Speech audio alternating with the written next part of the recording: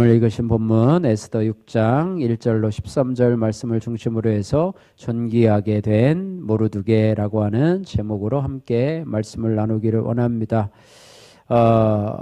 모르드게는요, 에스더에 등장하는, 에스더와 함께 에스더에 등장하는 중요한 인물이죠. 그래서 바벨론의 페르시아의 유대인 포로로 살면서도 하나님의 뜻을 따라 살았던 그런 의로운 사람이죠. 그는 하만의 음모로 인해서 유대인들이 멸망할 위기에 처했지만 하나님의 특별한 섭리로 인해서 역전되어 존귀한 자리에 오르게 되죠. 오늘 우리가 말씀을 통해서요, 우리는 모르드게의 삶을 살펴보면서 하나님께서 모르드게를 존귀케 하셨듯이 어떻게 우리를 존귀케 사용하시는지, 또 우리가 어떻게 하나님 앞에서 존귀한 삶을 살 수 있을지에 대해서 은혜를 나누기를 원합니다. 오늘 본문의 1절에서 13절 말씀을 이렇게 읽어보면 이 존귀라고 하는 단어가 여러 번 등장하는데요. 한번 세봤더니 8번이나 반복이 되고 있습니다.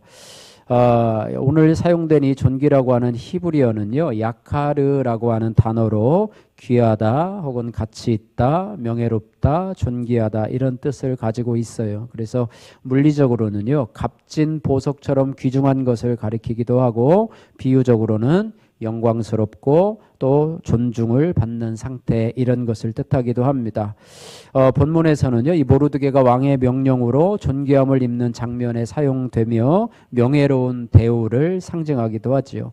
하만이 모르드게를 위해 왕과 왕의 옷과 말을 준비하고 거리에서 그를 높이는 장면은 이 단어, 즉 존귀함의 의미를 생생하게 보여준다, 이렇게 말씀하고 있습니다.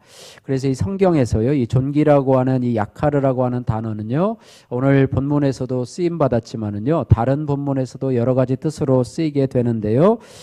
첫 번째로는요, 이 값진 것 혹은 귀중한 것이라는 뜻으로 사용되기도 합니다. 잠언 3장 15절에 지혜는 진주보다 귀하니 내가 사모하는 모든 것으로 이에 비교할 수 없도다라고 할 때 이 귀하다고 하는 말이 바로 야카르라고 하는 단어로 이 지혜의 가치를 강조하고 있습니다.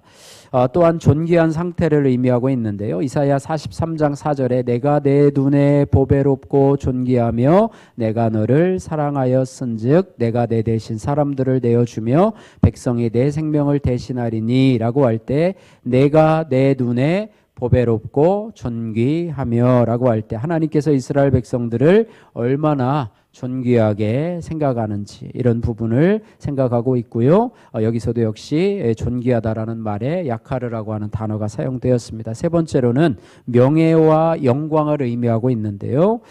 다니엘서 11장 38절 보면 오직 강한 신을 공경할 것이요 그 신을 금은 보석, 보물을 가지고 공경하리라, 이렇게 말해요. 여기서 보석이나 보물로 번역된 단어도 야카르라고 하는 그런 단어에서 나왔고요.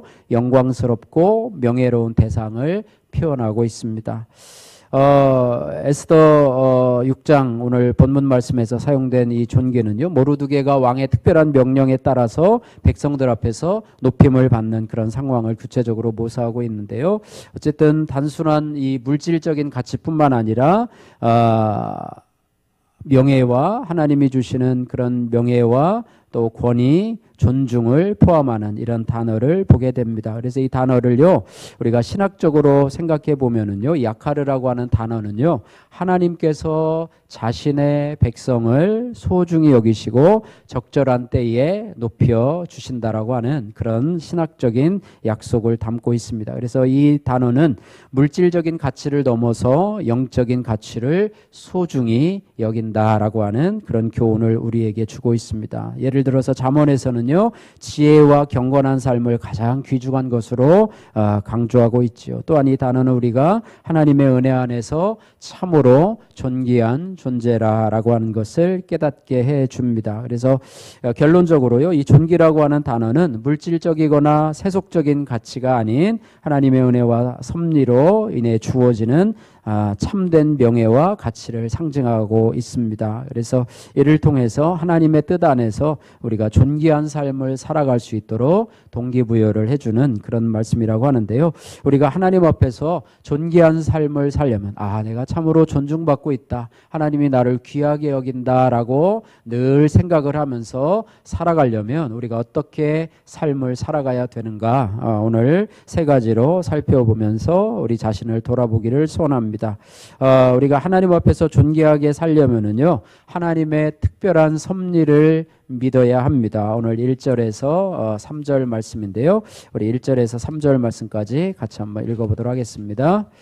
그날 밤에 왕이 잠이 오지 아니하므로 명령하여 역대일기를 가져다가 자기 앞에서 읽히더니 그 속에 기록하기를 문을 지키던 왕의 두 넷이 빅다나와 데레스가 아수에로를 왕을 암살하려는 음모를 모르 두 개가 고발하였다 하였는지라 왕이 이르되 이 일에 대하여 무슨 존귀와 관작을 모르 두 개에게 베풀었느냐 하니 측근 신하들이 대답하되 아무것도 베풀지 아니하였나이다 하니라. 아멘. 하나님의 섭리를요 오늘 본문 말씀 가운데서 보게 되는데요. 그날 밤에 왕이 잠이 오지 않아서 신하에게 명령해서 역대일기를 가져오라 이렇게 얘기를 하죠. 그것을 읽는데 역대일기도 얼마나 그 분량이 방대하겠습니까? 그런데 그 중에서도 읽었는데 2절에 보니까 그 속에 기록하기를 문을 지키던 왕의 두 넷이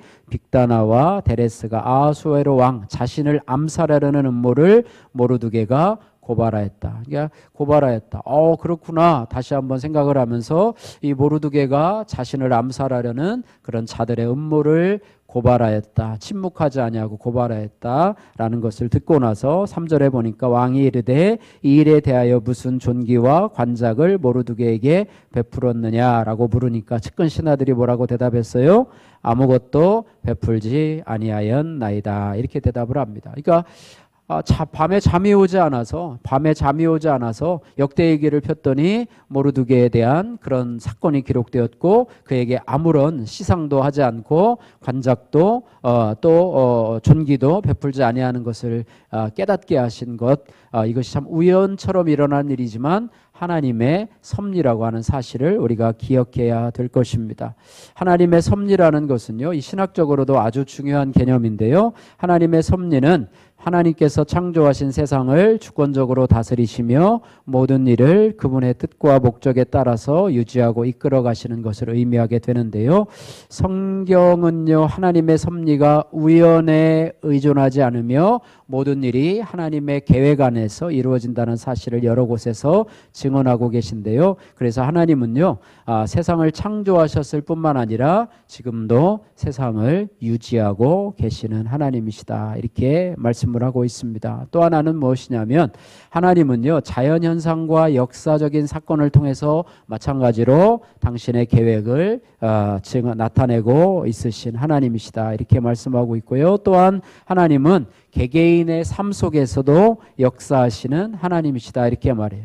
창조 유지뿐만 아니라 그렇게 잠언 16장 9절에는 사람이 마음으로 자기 길을 계획할지라도 그의 걸음을 인도하시는 이는 누구라고요? 여호와 신이라 이렇게 말하고 있습니다. 또한 마태복음 10장 29절 30절에도 참새 두 마리가 한 아사리온에 팔리지 아니하느냐 그러나 너희 아버지께서 허락하지 아니하시면 그 하나도 땅에 떨어지지 아니하리라 너희에게는 머리털까지 다 세신 바 되었으니 라고 하시면서 하나님은 우리의 일상적인 삶의 작은 부분까지도 돌보시는 하나님이시다 이렇게 말씀하고 있습니다. 그러니까 하나님의 지혜로 또 하나님의 그 섭리로 모르드게를 존귀하게 하시고자 하나님은 그날 밤에 이 아수레 왕을 사용하셔서 역대일기를 들춰보게 하시고 또 그를 통해서 모르드게를 높일 그런 계획을 세우고 계시는 하나님이시다 이렇게 말하고 있습니다. 그래서 모르드게는요 왕궁에 일하면서도 자신의 정체를 숨기고 조용하게 살았습니다. 그러나 그는 항상 유대인들을 위해 기도하고 그들의 안위를 염려하고요. 또 하만이 유대인 유대인들을 멸망시키려는 음모를 꾸미자 이를 에스더에게 알리고 왕에게 간청하여 유대인을 구해낼 수 있도록 이렇게 도왔습니다. 그런데 자신의 충성심에도 불구하고 하만에게 미움을 받고요, 죽임을 당할 위기에 처하게 되지요. 그런데 하나님께서는 그런 모르드게를 지켜주시고 그를 존귀하게 만들어 주셨다, 이렇게 말씀을 하고 있습니다. 그래서 하나님의 섭리를 믿는 모르드게, 하나님의 섭리를 믿는 모르드게, 내가 암살 당할 왕을 위해서 일했는데도 왜 나에게 상을 베풀지 않고 관직을 베풀지 않느냐라고 항의하며 따질 수도 있지 않았겠습니까? 그죠? 주위에 있는 사람들에게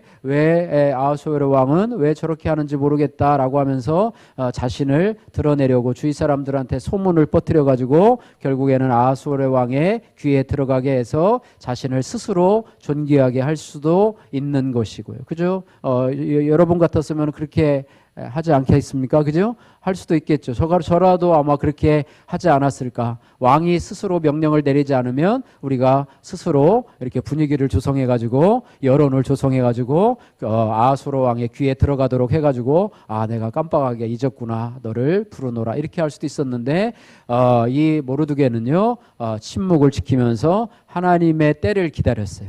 하나님께서 그렇게 역사하실 것을 기다리면서 오늘 하나님이 드디어 그 일을 행하시는 하나님을 보게 된다라고 하는 것입니다. 그래서 우리는요 하나님의 섭리를 믿고 이해해야 돼요. 예, 하나님의 섭리를 다른 말로 얘기하면 하나님의 때, 그죠?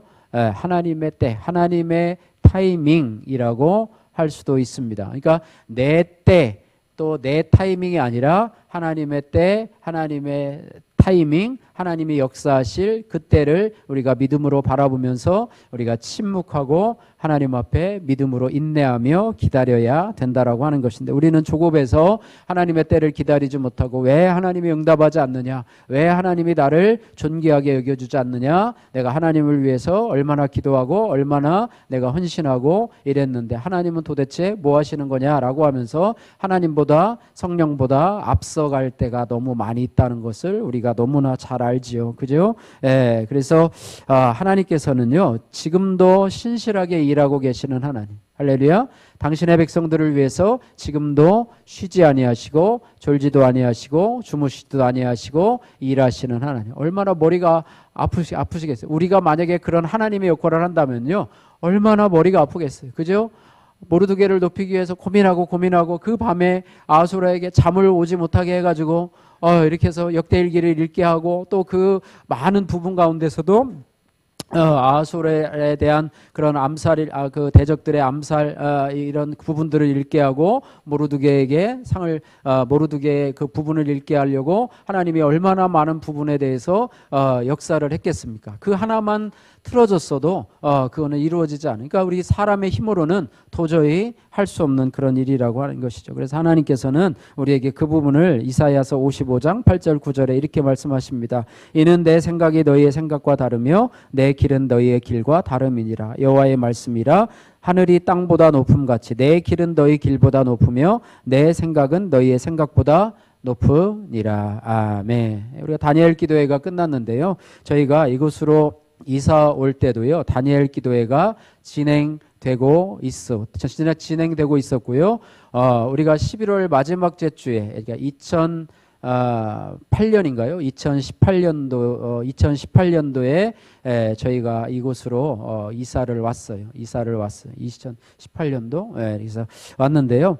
그때 우리가요 사랑의 헌금 대상자가 되었어요. 여러분 아시는지 모르겠지만 사랑의 헌금 대상자가 되어가지고요 그 오륜교회에서 이 PD들이 오고 카메라맨들이 와가지고요 시나리오를 딱 써가지고 저희 교회가 어려움 가운데 또 쫓겨나게 됐잖아요. 그래가지고 눈물로 기도하는 장면도 뭐 연출이긴 해요. 제가 잠시 배우가 된 적도 있었어요. 그래서 목사님 여기서 강대상 뒤에서 엎드려서 기도하는 모습을 좀 취해보세요. 그러면 또 자기들이 찍고 또 인터뷰도 막 따고 이래가지고요 저희가 이제 그러니까 그 일은 12월 1일부터 다니엘 기도가 시작되잖아요. 그 10월 중순부터 10월 뭐 어쨌든 그 중간부터 이게 시작이 돼서요 저희가 사랑의 헌금 대상자로 이제 여기처럼 이제 사랑의 연금 대상자 영상을 보시겠습니다.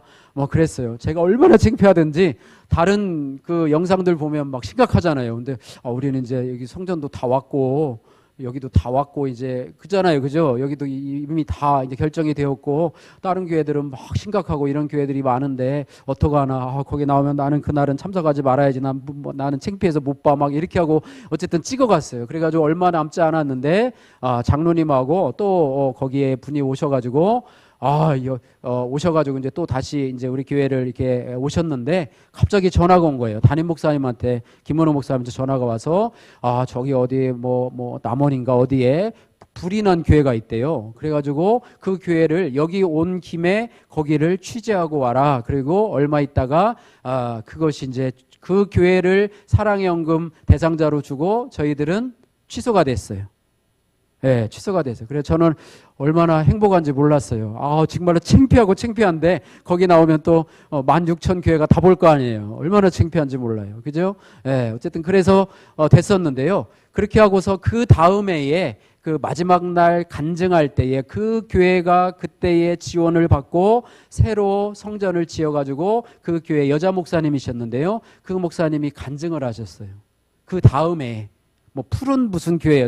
정확히 잊지는 못했는데 그래서 어떤 생각을 했냐면 하나님께서 우리가 포기했더니 우리 교회를 대신해서 다른 교회를 살리셨구나라고 하는 깨달음을 주셨어요. 예, 그래서 참 이것도 하나님의 섭리, 하나님의 타이밍이 아닌가 이런 생각이 들었습니다. 우리 교회보다 더 힘든 교회를 하나님께서 선정하셨는데 그것을 우리 교회를 포기할 수 있도록 허락해 주시고 우리 교회를 대신해서 그 교회가 다시 지어지고 새롭게 된 것이 얼마나 감사한지 진짜 아쉬움은 전혀 없었어요. 왜냐하면 우리는 그만큼 많이 받았잖아요. 예, 많이 받았고 또 어려움이 없었기 때문에 그렇게 됐었습니다. 그것도 역시 하나님의 타이밍이라고 하는 것을 우리가 기다려야 된다고 하는 거예요. 그래서 하나님의 섭리를 우리가 믿는 성도들은 하나님께서 모르드게를 존귀하게 하신 같이 결국은 존귀케 하실 것입니다. 할렐루야.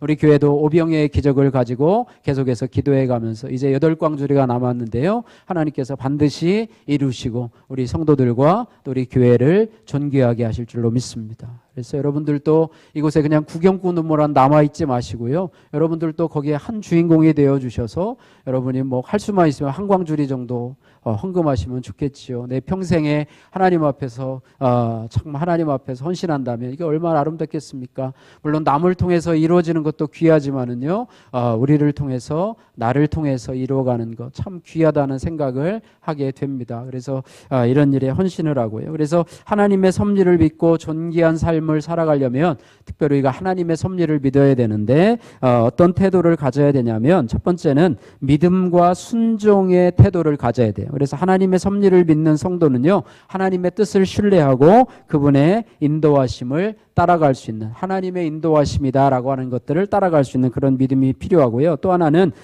우리의 범사에 감사와 찬양의 태도가 필요하다는 거예요. 그래서 하나님의 섭리를 믿고 깨닫는 성도는 모든 상황에서 감사하며 찬양을 한다고 하는 것입니다. 그죠? 우리는 좋을 때만, 잘 나갈 때만 찬양하고 힘든 일이, 고난이 찾아오면 불평하고 원망하는데요. 하나님의 섭리를 믿는 성도는 그것조차도 하나님이 합력해서 선을 이루신다. 그래서 범사에 감사하라. 이것이 그리스도 예수 안에서 너희를 향하신 하나님의 뜻이니라 말씀하고 있습니다. 또한 세 번째로는 하나님의 섭리를 믿는 성도는 이해할 수 없는 상황에서조차도 하나님의 계획을 신뢰하며 소망과 인내의 삶을 살아간다. 이렇게 말씀하고 있습니다. 예, 그래서 적용의 질문인데요. 요즘 내가 기대했던 대로 되지 않아서 실망한 일이 혹시 있다면 나를 선한 길, 안전한 길로 인도하실 하나님의 특별한 섭리를 믿고 나를 존귀하게 하실 하나님을 믿고 신뢰하는지 우리 자신을 돌아보시기를 바라고요. 두 번째로요, 존귀케 하시는 하나님을 바라보려면 스스로 존귀케 되려는 교만함을 버려야 합니다. 오늘 4절에서 10절 말씀인데요. 4절에서 10절까지 같이 한번 읽어보도록 하겠습니다. 왕이 이르되 누가 뜰에 있느냐 하매 마침 하만이 자기가 세운 나무에 모르드게 달기를 왕께 구하고자 하여 왕궁 바깥들에 이른지라.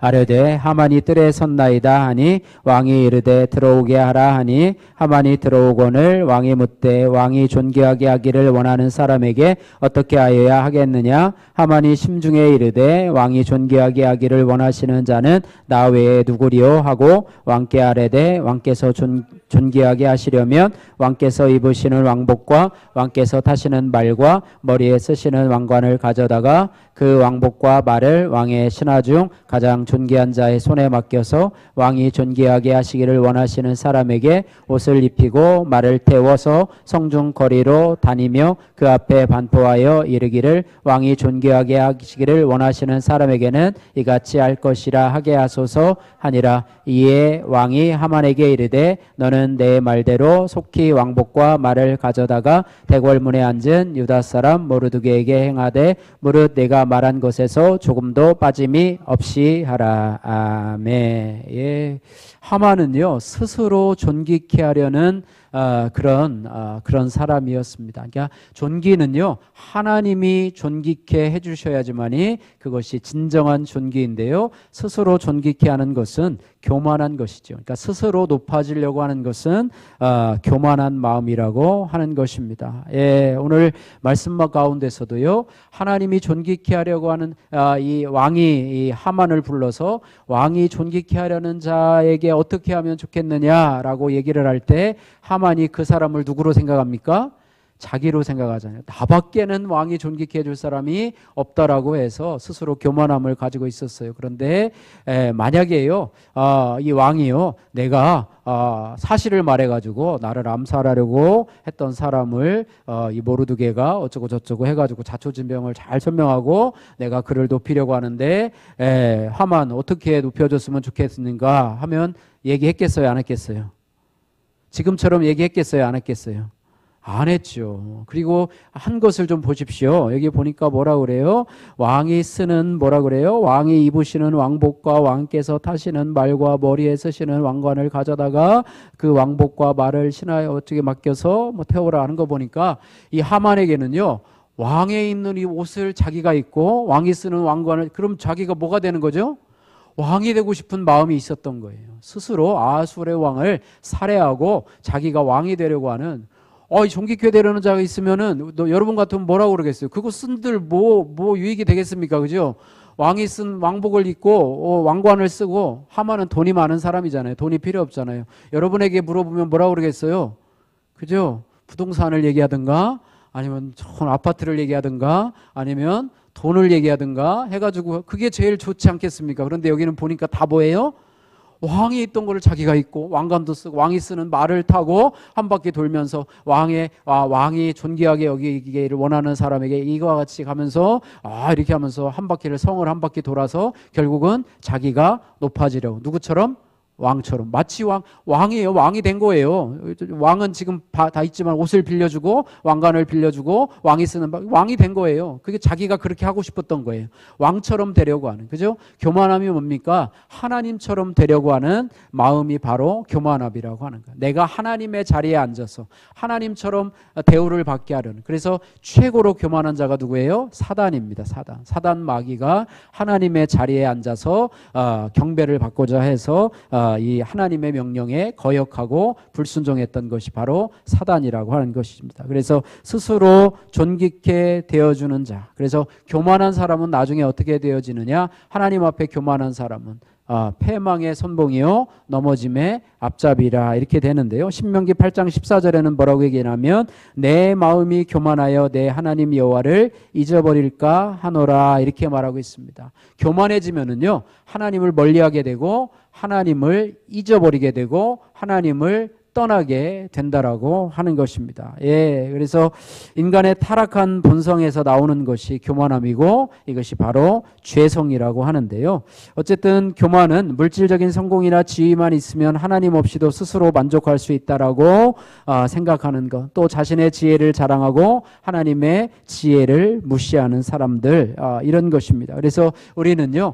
하나님에게 존귀케 됨을 받으려면 우리가 어떻게 되느냐? 겸손한 마음을 가져야 돼요. 할렐루야. 겸손한 마음은 어떤 마음입니까?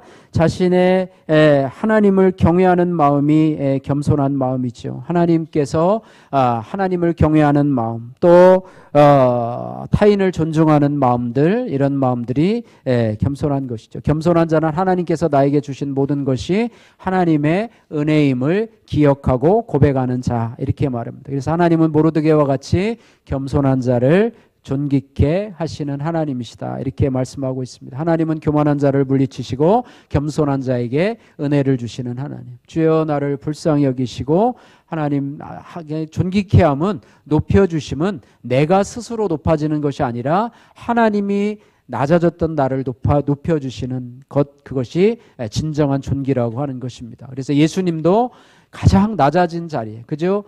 가장 비참한 자리에 십자가 처형에 돌아가시지만은 그러나 하나님이 높여주셔서 하나님 보좌 우편에까지 올라가셔서 신학적으로는 그것을 승귀라고 말씀을 하고 있습니다. 그래서 하나님이 높여주시는 높임이 진정한 높임이지, 내가 높아지는 높임은 결국에는 바벨탑과 같이 무너지게 될 수밖에 없다라는 사실을 우리가 기억해야 할 것입니다. 그래서 내가 높아지고자 하는 것, 남을 높여줘야 되는데 내가 높여지고자 하는 것, 주님이 높여져야 되는데 내가 높아지고자 하는 것, 내가가 아니라, 우리가 신앙이 성장하면 성장할수록 어떻게 된다고요? 주어가 바뀌어서 하나님께서, 주님께서 이렇게 주어로 바뀌어요. 내가 하는 거는 스스로 존귀케 되려는 교만함이라고 하는 것을 우리가 기억해야 할 것입니다. 적용의 말씀입니다. 가정과 직장, 교회에서 스스로 잘한다고 여기며 자신하는 부분은 무엇입니까? 교만한 나의 죄성은 무엇입니까?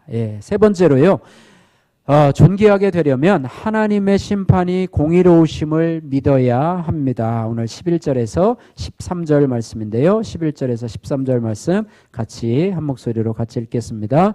하만이 왕복과 말을 가져다가 모르드게에게 옷을 입히고 말을 태워 성중 거리로 다니며 그 앞에서 반포하되, 왕이 존귀하게 하시기를 원하는 사람에게는 이같이 할 것이라 하니, 모르드게는 다시 대궐문으로 돌아오고 하만은 번뇌하여 머리를 싸고 급히 집으로 돌아가서 자기가 당한 모든 일을 그의 아내 세레스와 모든 친구에게 말하매, 그중 지혜로운 자와 그의 아내 세레스가 이르되, 모르드게가 과연 유다 사람의 후손이면 당신이 그 앞에서 굴욕을 당하기 시작하였으니 능히 그를 이기지 못하고 분명히 그 앞에 엎드러지리이다.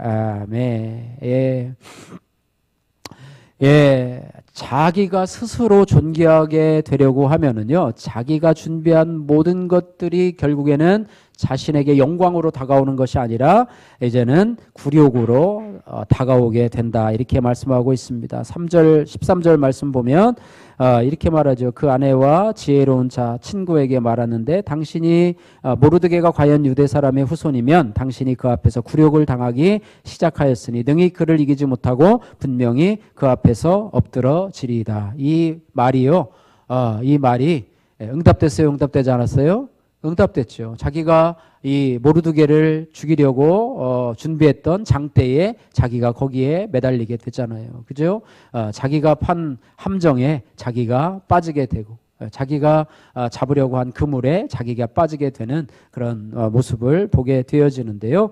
하나님은 우리에게 또 우리 모든 사람에게 공의로우신 하나님이시라고 하는 사실을 우리가 기억해야 합니다. 하나님의 공의는요, 하나님의 본성인데요, 공의라고 하는 것은 하나님의 본성과 행위의 완전한 의로움과 공정성을 의미하고 있다고 하는 것입니다. 그래서 성경은요, 하나님은 공의로운 하나님임을 선포하고 있습니다. 신명기 32장 4절에 그는 반석이시니 그 공덕이 완전하고 그 모든 길이 정의롭고 진실무망하며 공의로우신 하나님이시니라, 이렇게 말씀하고 있습니다. 그래서 하나님의 공의가 어떻게 나타나냐?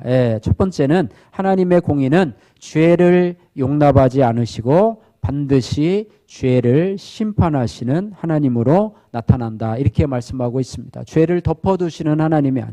그래서 로마서 6장 23절에 죄의 삭은 사망이며 라고 말씀하고 있습니다. 하나님은 죄에 대해서 무관심하지 아니하시고 공의로우신 심판을 행하시는 하나님이시다. 또 하나님의 공의는요, 죄를 심판하시면서도 예수 그리스도를 통해서 구원의 길을 여심으로 완벽하게 드러내 주시는 하나님이시라고 하는 것입니다. 예, 그래서 로마서 3장 25절 26절에는 이렇게 말합니다. 하나님께서 예수를 세우신 것은 자기의 의로우심을 나타내려 하심이라. 하나님은 의로우시며 또한 한번 따라해 보세요. 예수님을 믿는 자를 의롭다 하심이라. 할렐루야. 예수님을 하나님의 의로 드러내시고 그 예수님을 나의 주 나의 하나님으로 믿는 자를 어떻게 하신다고요? 의롭다 하신다. 칭의를 부여하시는 하나님. 그래서 우리는 죄인이지만 우리는 한편으로는 의인이라고 하나님은 우리를 불러요. 그러나 우리 자신을 볼 때는 늘 죄짓고 살아가는 죄인입니다. 그러나 우리가 예수 그리스도를 믿는 믿음을 보시고 나를 의롭다고 여겨 주시는 하나님. 사단은 우리를 어떻게 공격하나요? 늘 우리의 죄를 가지고 죄책감을 느끼도록 하고 내가 그런데 어떻게 구원받을 수 있느냐? 어떻게 그런데 내가 하나님의 자녀라 할 수 있느냐라고 우리를 정죄하고 죄책감을 심어주지만 하나님은 그렇지 않습니다. 하나님은 우리가 죄를 지었음에도 불구하고 예수 그리스도를 믿는 의를 보시고 의롭다 칭해 주시고 우리는 그 가운데서 말씀을 묵상함으로 인해서 하나님의 거룩하심을 닮아가는 하나님의 자녀답게 살아가는 그런 모습으로 살아간다 이렇게 말씀을 하고 있습니다. 이 부분이 조금 어려운 부분이긴 하지만은요 그런 것을 여러분이 알아주시기를 바라고요. 세 번째로 공의의 하나님은요 모든 사람의 행위를 따라 상을 주시고 벌을 내리시는 하나님이시다 이렇게 말씀하고 있습니다. 이번에 우리가 다니엘 기도회 21일을 하면서 처음에 그랬죠. 개근을 하시면 제가 소정의 기념품을 드립니다 그랬잖아요. 예, 그래서 오늘 이제 개근하신 분들 또 파악을 해서 이제 기념품을 우리가 이제 드렸는데요. 저희가 어쨌든 상을 주시는 하나님이세요. 여러분이 죄를 짓지 않으려고 부단히 노력하고 하나님 앞에 헌신하려고 노력하는 그 모든 일 여러분들 하나님이 상을 주시는 하나님이시라고 하는 것입니다. 여러분의 행위 여러분요 그런 말을 하더라고요. 여러분 영화를 찍는데 영화나 드라마를 찍는데요. 드라마의 주인공은 많이 나옵니까? 아니면 조금 나옵니까? 엑스트라는 조금 나옵니까? 많이 나옵니까? 그죠? 얼굴이 나올 때도 있고 안 나올 때도 지나가는 사람 1, 2, 3 몰라봐요. 커피숍에서 주인공이 얘기하고 있으면 저 뒤에 앉은 사람도 그냥 앉은 사람이 아닌 엑스트라예요. 그런데 뒤통수만 나와요. 엑스트라예요. 그래서 하나님 나라도요 영화나 드라마로 비유해 볼 때 하나님에게 자꾸 보여지는 사람 은혜의 자리, 축복의 자리, 헌신의 자리에 자꾸 보여주는 사람. 그래서 주인공이 여러분 그 출연료가 높습니까? 아니면 엑스트라가 출연료가 높습니까? 아니죠. 엑스트라가 높죠. 라고 하면 여러분 아니시죠? 당연히 그죠? 주인공이 당연히 맞죠. 영화에도요, 주인공이 똑같이 참여했어도 많이 참여하고 대사도 많고, 이런 주인공이 많죠. 마찬가지로 하나님의 교회에도요, 여러분이요, 하나님에게 많이 보이고, 여러분, 뭐 여러 가지를 생각해 보면은요, 하나님 앞에 헌신하고, 또 교회에 나와서 여러분이 봉사하고, 또 뭐 이런 것들도요, 하나님 앞에 많이 드러낼수록 하나님이 다 아실까요? 모르실까요? 기록해 놓으실까요? 다 기록해 놓으시죠. 다 비디오로 찍어 놓으시고 마지막 날에 하나님께서 상을 베푸시는 우리 교회에서 상 주는 건 아무것도 아니에요. 하나님이 주시는 상을 여러분이 받도록 노력하시고 세상에 주는 상은요 별거 아니에요. 세상에서 그냥 박수치고 우리 권사님도 상 많이 받으셔서 꽃다발도 많이 받아오시고 여기다 막 꽃다발도 막 해놓으시고 막 그러셨는데 그거는 금방이에요. 잠시 잊어져요. 그러나 하나님이 주시는 상. 그래서 사람에게 칭찬받고 사람에게 인정받는 거 사람들이 많이 원하지만 여러분이 그거에 너무 마음 쓰지 마시고 하나님 앞에 상 받는 것에 여러분 치심하시고 하나님은 반드시 상 주시는 하나님이시다. 그죠? 세상에 나쁜 짓 하는 사람들을 가지고 여러분이 아무리 욕을 하고 아무리 해도요 하나님이 그들을 벌하십니다. 그들도 기록에 놓으실까요? 그들의 악한 행위도 기록에 놓으실까요? 당연하게 기록해 놓으시죠. 하나님은 공의로우신 하나님이시니까. 그러니까 내가 욕하고 내가 뒷담화하고 그들을 뭐 하지 않아도요, 하나님이 다 벌해주신다고 하는 사실을 우리가 기억하시면서 그들을 향해서는 우리가 원수를 향해서 사랑할 수 있고 기도할 수 있는 마음으로 긍휼히 여기고 불쌍히 여기면 되는 거예요. 내가 괜히 미워하고 힘들게 하지 말고, 심지어는 나를 미워하고 괴롭게 하는 사람조차도 하나님이 나를 괴롭게 하면 나의 아버지 되신 하나님께서 나중에 어떻게 해주신다고요?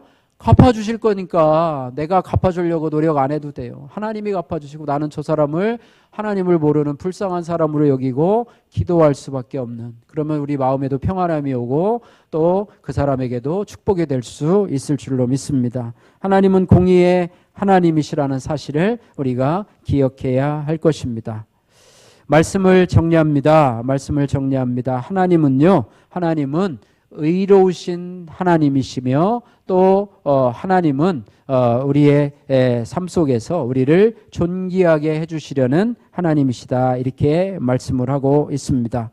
성경의 인물 중요 존귀케 하시는 하나님을 경험한 사람이 많지만 그 중에서도요 요셉을 들 수가 있어요. 요셉은 아버지의 사랑을 받았지만 형제들의 미움을 사서 노예로 팔려갔어요. 감옥에서 억울한 일을 많이 겪었죠. 그러나 요셉은 끝까지 하나님을 신뢰합니다. 그런 하나님은 요셉을 높이셔서 애굽에 뭐가 되게 하셔요? 총리가 되게 하시고 그의 지혜를 통해서 온 가족과 나라를 구원하게 하시죠. 그래서 요셉은 가장 낮은 자리에서 가장 높은 자리로 올려지며 가족을 구원하는 하나님의 섭리의 도구가 되게 하셨죠. 존 뉴턴이라는 사람은요 18세기 영국의 노예선 선장으로 방탕한 삶을 살았고요, 노예 무역에 깊이 관여를 했지만 폭풍우 속에서 하나님의 은혜를 경험하고 회심하게 되었어요. 회개하게 되었어요. 하나님은 그를 노예 무역을 반대하는 운동가로 바꾸셨고 그가 쓴 찬송가 Amazing Grace, 나 같은 죄인 살리신, 그것이 전 세계적으로 사랑을 받게 되었어요. 그래서 뉴턴은 노예를 팔아서 장사하는 그런 사람에서 하나님을 만나서 수많은 사람에게 복음을 전하고, 지금까지도 찬송가 중에서 제일 멋진 찬송은 Amazing Grace잖아요. 그죠? 나 같은 죄인 살리신. 너무 멋진 찬송을 이 존 뉴턴을 통해서, 그래서 하나님은 그를 존귀하게 하시고 높여주셨다고 하는 사실. 또 성경은 하나님의 백성, 저와 여러분들이 하나님의 사랑 안에서 존귀함을 누린다고 약속을 하고 있습니다. 베드로전서 2장 9절, 너희는 택하신 족속이요 왕같은 제사장들이요 거룩한 나라요 그의 소유관 된 백성이니 라고 말씀하시면서 우리의 현재 모습은 연약하고 보잘것이 없더라 하더라도, 그죠? 우리의 모습은 대단하게 세상에서 내놓을 것도 없고, 저도 마찬가지입니다. 시골에 있는 교회. 제 듣기 싫은 질문이 뭔지 알아요? 제가 제일 듣기 싫은 질문이 교인 몇 명 모이세요? 정말 듣기 싫어요. 그래서 부풀려가지고 한 50명 모입니다. 뭐 이렇게 얘기도 하고 하는데 거짓말이잖아요. 그죠? 어쨌든 그거 질문이신데, 어쨌든 현재 우리의 모습이 연약하고 보잘것 없더라도 하나님은 우리를 존귀하고 영광스러운 존재로 만들어주신다고 하는 것입니다. 여러분, 우리 속한 수정교회에서 여러분들이요 나름대로 헌신하고 또 여러분들이 나름대로 충성하시면 하나님께서 여러분을 보시고요, 하나님께서 나중에 여러분에게 상을 베푸시고 존귀하게 하실 거라고 하는 사실을 우리가 기억해야 합니다. 여러분, 큰 교회 다니면서 그냥 예배만 참석한다고 여러분에게 상이 주어질 것 같아요? 아니에요. 여러분, 그곳에 있다는 그 자체가 여러분이 축복으로 하는 건 아니에요. 여러분이 있는 처소에서 여러분이 섬길 것을, 헌신할 것을 여러분 발견하고 살아가면서 할 때 하나님은 하나님의 구원은 많고 사람의 수에 많고 적음에 영향을 받지 않듯이 하나님의 상급도 마찬가지라고 하는 것입니다. 하나님은 1:1 관계라고 하는 사실을 우리가 기억하시면서 하나님이 지극히 작은 자에게 한 것이 바로 나에게 한 것이라 말씀하는 것처럼요, 여러분, 세상에서 높아지려고 하는 자냐 높아지려고 하느냐 너는 낮아질 것이요, 또 세상에서 낮아지려고 하느냐 너는 높아질 것이라 말씀하고 있습니다. 지극히 낮은 자의 자리에서 하나님을 섬기면 하나님이 나중에 여러분들을 칭찬하고 존귀하게 여기시고 또 하나님께서 여러분을 잘했다, 착하고 충성된 종아, 참 고맙다, 힘들고 어려운 교회에서 너희가 나를 잘 섬겼구나, 참 참 고맙다. 참 힘들고 어려운 상황 속에서도 그것이 교회를 섬겼지만 그것은 나를 섬긴 것이다. 왜냐하면 교회는 몸된 그리스도의 교회고 또 주님이 핏값으로 사신 교회이기 때문에 그렇습니다. 시설이 좋고 사람이 많이 모이고 인정받는 큰 교회도 좋지만은 하나님의 시선이 머무는 그 교회에서 여러분이 섬기면서 하나님의 존귀함을 받았으면 좋겠습니다. 오늘은 수정교회 성전 이전 7주년 감사 예배로 드립니다. 하나님께서는 저희들에게 교회도 없던 저희에게 7년 전에 이곳에 정말 아름다운 교회를 허락해 주셨어요. 그때 제가 여러분들에게 말 못할 서름도 많이 받고 주인에게 서름도 많이 받고 또 자존심도 많이 상했고 눈물도 많이 흘렸고 목사님 제가 그거 하지 말라고 했잖아요. 목사님 집사님이에요 그분이.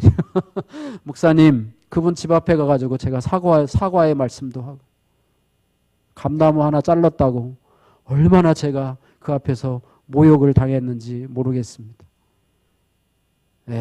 또 성전을 또 다른 분이 쓰겠다고 해가지고 모욕을 당하고 성전에 와서 내가 얼마나 울었는지 몰라요. 막 그 앞에서 하나님이 막 울음을 주시더라고요. 막 부모님 돌아가실 때도 안 울었는데 너무너무 막 힘들고 어려워서 울었는데도 하나님께서 우리를 존귀케 해주셔서 정말로 하나님이 우리를 존귀케 해주시고 또 우리 교회에 속한 성도들을 또 존귀케 해주시고 헌신하며 나가는 성도들을 존귀케 해주시고 하시기를 소원합니다. 이번 다니엘 교회가 우리 교회를 한 단계 성숙시키려고 성도를 하나 되게 하셨던 특별한 섭님을 믿으면서 이번 주부터는 이제 금요일에도 다니엘 기도와 동일한 방식으로 하나님 앞에 기도회를 부활하려고 합니다. 여러분 형편 따라서 이번 다니엘 기도회처럼 현장에서 또 온라인으로 여러분 예배드리고 우리가 힘있게 찬양하고 기도하기를 원합니다. 그래서 앞으로 남은 우리 8광주리도 하나님께서 하실 줄로 믿고 우리가 겸손함으로 주님을 더 의지하기를 소원합니다. 인생의 목적이 행복이 아니라 거룩함임을 깨닫고 하나님 앞에서 죄인인 우리를 의인으로 칭하신 하나님 앞에 계속 죄인으로 살아가지 마시고요. 사도 바울이 나는 죄인 중에 괴수라 그래도 그가 하나님 앞에 거룩함을 좇아서 살아가신 것처럼 의로우신 하나님 앞에 우리도 의로움의 역할을 감당하면서 온 성도들이 큐티하면서 하루하루 거룩해짐을 경험하는 우리 성도들 되셔서 하나님 앞에 나중에 존귀케 되는 그런 삶을 살아가신 높임을 받는 그런 삶을 살아가신 우리 성도님들 다 되시기를 주님의 이름으로 축복합니다.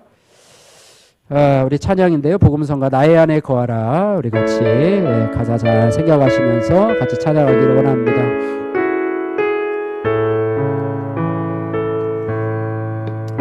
나의 안에 거하라. 나는 내 하나님이니 모든 환난 가운데 너를 지키는 자라. 두려워하지 말라. 내가 널 도와주리니 놀라지 말라. 내 손 잡아주리라. 다시 한번 찬양합니다. 나의 안에 거하라. 나의 안에 거하라. 나는 내 하나님이니 모든 환난 가운데 너를 지키는 자라. 두려워하지 말라. 내가 널 도와주리니 놀라지 말라. 내 손 잡아주리라. 내가 너를 지명하여 불렀나니 내가 너를 지명하여 불렀나니 너는 내 것이라. 내 것이라. 너의 하나님이라. 내가 너를 보배롭고 존귀하게 여기노라. 너를 사랑하는 내 여호와라. 내가 너를 지명하여 불렀나니 내가 너를 명하여 불렀나니 너는 내 것이라. 내 것이라. 너의 하나님이라. 존귀하게 여기노라. 너를 사랑하는 내 여호와라. 내가 너를 보배롭고 내가 너를 보배롭고 존귀하게 여기노라. 너를 사랑하는 내 여호와라. 아멘. 내가 너를 보배롭고 존귀하게 여기노라. 내가 너를 지명하여 불렀나니 너는 내 것이라. 세상의 많은 사람들 가운데 우리를 지명하여 불러주셔서 믿음 주시고 하나님의 자녀라 칭하여 주시고 내가 너를 보배롭고 존귀하게 여기노라. 내가 너를 사랑하노라. 내가 너를 보배와 같이 여기노라. 내가 너를 높여주리라. 존귀하게 여긴다 말씀하시는 주님의 음성을 듣고 하나님, 나는 세상에서 하나님 버림받은 자가 아니고 하나님 앞에 택함을 받아서 이제는 하나님 나라의 존귀한 자로 이 땅을 살아가는 자로 살아갑니다. 하나님, 저로 하여금 이제 하나님의 섭리를 믿는 자가 되게 하여 주셔서 하나님, 우리가 좋을 때나 슬플 때나 합력해서 선을 이루시는 하나님을 바라보면서 하나님 늘 감사하게 하시고 늘 하나님 기도하게 하시고 항상 기뻐하는 자로 살아갈 수 있도록 하나님 도와 주옵소서. 하나님 아버지, 우리로 하여금 하나님 이 땅을 살아가면서 하나님 내가 스스로 높아지려고 하는 어리석은 자가 되는 것이 아니라 하나님이 높여주심을 바라고 우리가 인내함으로 하나님 아버지 낮은 자의 자리에서 하나님 아버지 정말로 지극히 낮은 곳에 처하면서 하나님의 사랑을 실천하는 자로 이 땅을 살아갈 수 있도록 도와 주시옵소서. 하나님 또한 공의로우신 하나님을 의지하면서 아버지 나의 모든 행한 것, 나의 마음 또 나의 모든 헌신들 하나님께서 기억하셔서 나중에 상 주실 하나님을 바라보며 살아갈 수 있는 자로 살아갈 수 있도록 축복하여 주옵소서. 우리 다 같이 주여 한번 하고 한번 기도하러 가겠습니다. 주여. 아버지 하나님 감사합니다. 아버지 하나님, 내가 너를 지명하여 불렀나니 너는 내 것이라 말씀하시는 하나님 앞에서 내가 너를 보배롭고 존귀하게 여기노라 말씀하시는 주님을 아버지 하나님이여 우리가 기억하며 살아가게 됩니다. 사랑의 하나님 아버지, 우리가 하나님이 우리를 보배롭고 존귀하게 여기고자 하나님 세상의 많은 사람들 가운데서 우리를 지명하여 불러서 아버지 하나님은 하나님의 역사를 기억합니다. 우리가 아버지 하나님의 섭리를 믿고 아버지 살아가기를 원합니다. 나의 삶을, 우리의 가정을 향하신, 우리 교회를 향하신 하나님의 섭리를 믿고 살아가기를 원합니다. 지금까지 내가 어떤 삶을 살아왔든지 간에 하나님이 나를 아버지 하나님의 지금까지 인도하시고 하나님 아버지 그런 모든 과정이 헛된 삶이 아니라 나를 아버지 하나님의 자녀로 연단시키시고 나의 가는 길을 오직 그가 하시나니 그가 나를 단련하시고 내가 순종같이 나오리라 말씀하신 하나님의 섭리를 믿고 합력하여 선을 이루시는 하나님의 방식을 믿으며 살아가기를 원하며 내가 내 스스로를 높여 존귀케 하려면 하만과 같은 어리석은 자가 되는 것이 아니라 사랑과 하나님 앞에 늘 겸손함으로 나의 나 된 것은 하나님의 은혜로 아버지 하나님의 되었음을 고백하게 하시고 공의로우신 하나님을 믿고 나도 하나님 인생의 목적이 행복이 아니라 거룩임을 날마다 하나님의 말씀을 통해서 말씀 묵상을 통해서 깨닫고 말씀 앞에 나를 거룩하게 세우는 자로 이 땅을 살아갈 수 있도록 하나님 아버지 축복하시고 인도해 주옵소서. 주여 아버지 감사합니다. 축복하실 주님을 믿습니다. 사랑의 하나님 아버지 감사합니다.